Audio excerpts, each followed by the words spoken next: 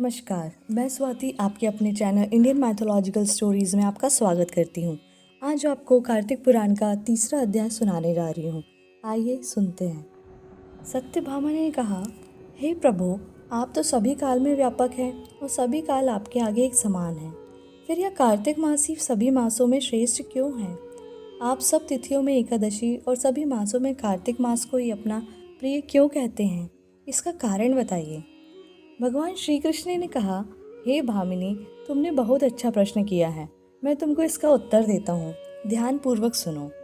इसी प्रकार एक बार जब महाराज बेन के पुत्र राजा पृथु ने प्रश्न के उत्तर में देवर्षि नारद से प्रश्न किया था और जिसका उत्तर देते हुए नारद जी ने उसे कार्तिक मास की महिमा बताते हुए कहा, हे राजन, एक समय शंख नाम का एक राक्षस बहुत बलवान था एवं अत्याचारी हो गया था। उसके अत्याचारों से तीनों लोकों में त्राही त्राही मच गई। उस शंखासुर ने स्वर्ग में निवास करने वाले देवताओं पर विजय प्राप्त कर इंद्रादि देवताओं एवं लोकपालों के अधिकारों को छीन लिया। उससे भयभीत होकर समस्त देवता अपने परिवार के सदस्यों के साथ सुमेरु पर्वत की गुफाओं में बहुत दिनों तक छिपे रहे। तत्पश्चात वे निश्चिंत होकर सुमेरु पर्वत की गुफाओं में ही रहने लगे। उधर जब शंखासुर को इस बात का पता चला कि देवता आनंद पूर्वक सुमेरु पर्वत की गुफाओं में निवास कर रहे हैं, तो उसने सोचा कि ऐसी कोई दिव्य शक्ति अवश्य है जिसके प्रभाव से अधिकारहीन यह देवता अभी भी बलवान है। सोचते सोचते इस निर्णय पर पहुंचा कि वेद मंत्रों के बल के कारण ही देवता बलवान हो रहे हैं। यदि इनसे वेद छीन लिया जाए तो वे बलहीन हो जाएंगे। ऐसा विचार कर शंखासुर ब्रह्मा जी के सत्यलोक से शीघ्र ही वेदों को हर लाया।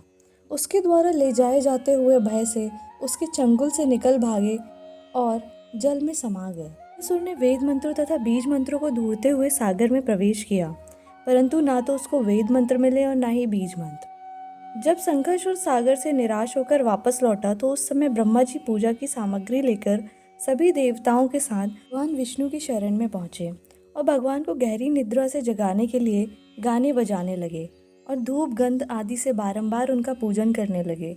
धूप दीप नैवेद्य आदि अर्पित किए जाने पर भगवान की निद्रा टूटी और वह देवताओं सहित ब्रह्मा जी को अपना पूजन करते हुए देखकर बहुत प्रसन्न हुए तथा कहने लगे, मैं आप लोगों के इस कीर्तन एवं मंगलाचरण से बहुत प्रसन्न हूँ। आप अपना अभिष्ट वरदान मांगिए, मैं अवश्य प्रदान करूँगा। जो मनुष्य अश्विन शुक्ल की एकादशी से देवोत्थान एकादशी तक ब्रह्म मुहूर्त में उठकर मेरी पूजा करेंगे, उन्हें तुम्हारी ही भांति मेरे प्रसन्न होने के कारण सुख की प्राप्ति होगी। आप लोग जो पाद्य अर्घ्य आचमन और जल आदि सामग्री मेरे लिए लाए हैं, वे अनंत गुणों वाली होकर आपका कल्याण करेगी। शंखासुर द्वारा हरे हारे गए संपूर्ण वेद जल में स्थित हैं।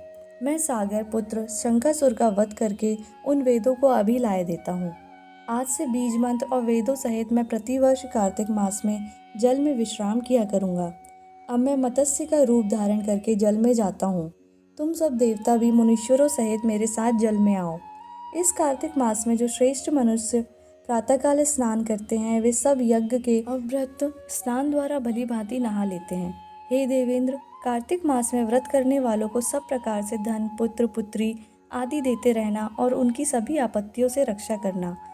हे धनपति कुबेर, मेरी आज्ञा के अनुसार तुम उनके धन्य धान्य की वृद्धि करना, क्योंकि इस प्रकार का आचरण करने वाला मनुष्य मेरा रूप धारण करके जीवन मुक्त हो जाता है। जो मनुष्य जन्म से लेकर मृत्यु पर्यंत विधि पूर्वक इस उत्तम व्रत को करता है, वह आप लोगों का भी पूजनीय है। कार्तिक शुक्ल पक्ष की एकादशी तिथि को तुम लोगों ने मुझे जगाया है, इसलिए यह तिथि मेरे लिए अत्यंत प्रीतिदायिनी और माननीय है। हे देवताओं, ये दोनों व्रत नियम पूर्वक करने से मनुष्य मेरा सानिध्य प्राप्त कर लेते हैं। इन व्रतों को करने से जो फल मिलता है वह अन्य किसी व्रत से नहीं मिलता। अतः प्रत्येक मनुष्य को सुखी और निरोग रहने के लिए कार्तिक महात्म्य और एकादशी की कथा सुनते हुए उपयुक्त नियमों का पालन करना चाहिए। इसी के साथ तीसरा अध्याय समाप्त। बोले श्री कृष्ण भगवान की जय।